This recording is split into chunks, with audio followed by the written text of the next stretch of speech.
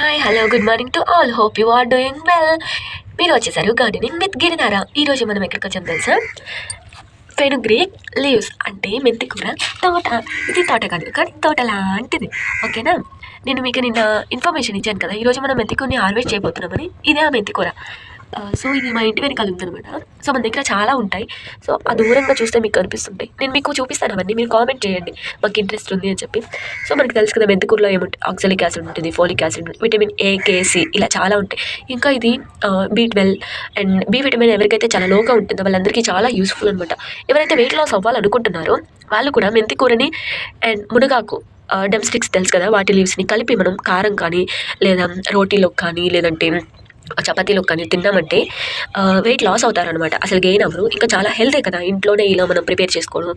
So ఇలా మన ఛానల్లో ఏంటంటే అంటే ఇంక నుంచి నేను చెప్తాననమాట ఏది తింటే మనకి ఎలా ఉంటుంది, ఏం బెనిఫిట్స్ ఉంటాయి అలా అని చెప్పి.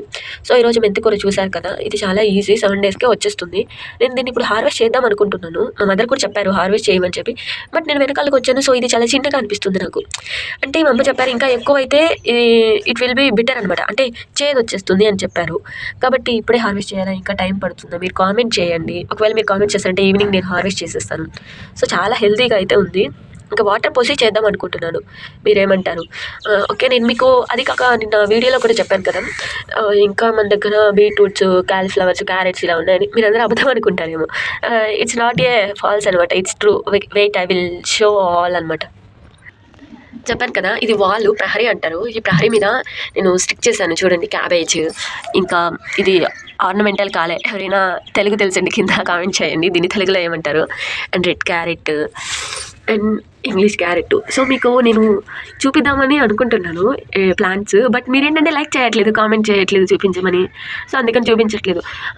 మీకోసం నేను కావాలంటే రెడ్ క్యారెట్ ఓన్లీ చూపిస్తాను. అంటే ఇక్కడ చాలా వేసున్నాను. సో వేసే పైన స్టిక్కర్స్ని నేను స్టిక్ చేశాను. ఈరోజు మీకు రెడ్ క్యారెట్ మాత్రమే చూపిస్తాను, ఎందుకంటే మీరు కామెంట్ చేయండి, మిగతాయి నేను చూపిస్తాను, ఓకే? చెప్పాను కదా, this one is red carrot అనమాట. మనం చేత్తో తాకొచ్చు, కానీ మళ్ళీ ఎందుకులే అని చెప్పి తాకలేదు. ఇప్పుడు వాటర్ పెట్టాలి వీటికి. సో నేను వాటర్ ఇంకా పెట్టలేదు. చూసారు కదా, ఇంకా చాలా ఉన్నాయి. మీరు అడిగితే నేను చూపిస్తాను. ఇది ఎలా ఫార్మ్ చేశారు, ఎలా సీడ్స్ వేశారు, సీడ్స్ ఎక్కడి నుంచి వచ్చాయి, మీకు ఇవి ఎప్పుడు వస్తాయి, ఇది ఫార్మింగ్కి అంటే హార్వెస్టింగ్కి వచ్చినప్పుడు క్యారెట్స్ ఎలా వస్తాయి, కింద నుంచా పై నుంచా, చాలా డౌట్స్ ఉంటాయి కదా. సో నేను కావాలంటే వాటిని నేను పిక్స్ పెడతాను, ఇప్పుడు కాదు వచ్చాక పెడతాను. మళ్ళీ మీరు అడుగుతారు ఇవి పిచ్చి మొక్కలని. కావాలంటే మళ్ళీ స్క్రీన్ షాట్ తీసుకొని గూగుల్లో ప్లేస్ చేయండి. ఇదిగోండి తీసుకోండి, మీకు గూగుల్ కూడా చెప్తుంది ఇది క్యారెట్ మొక్కేనని. నేనేం అబద్ధం చెప్పట్లేదండి. ఏంటంటే ఉన్నది లేనిది చూపించడం కంటే ఉన్నది చూపించడం మేలని నేను అనుకుంటున్నాను. ఎందుకంటే చాలామంది క్యారెట్ మొక్కలు కూడా తెలియదు. క్యారెట్ మొక్కలు అనేవి ఇలా ఉంటాయి చూడండి. సో అందుకనే నేను చూపిస్తున్నాను, తెలుసుకుంటారని. ఇంకా చెప్పాను కదా, ఇంకా క్యాబేజీ అవన్నీ ఉన్నాయి. మీరు కామెంట్ చేశారనుకో, ఐ విల్ షో ఆల్ అనమాట. లెట్ కామెంట్ ప్లీజ్ ప్లీజ్ నేను అనుకోడు, కామెంట్ చేయండి, నేను చూపిస్తాను, ఓకే? సరే అండి, హార్వెస్టింగ్కి వచ్చినటువంటి మనం మెంతికూరని మనం ఎప్పుడు హార్వెస్ట్ చేద్దాము, మీరు కామెంట్ చేయండి, నేను హార్వెస్ట్ చేసేస్తాను. ఓకే బాయ్, ఉంటాను. Gardening with Girinara. Bye bye.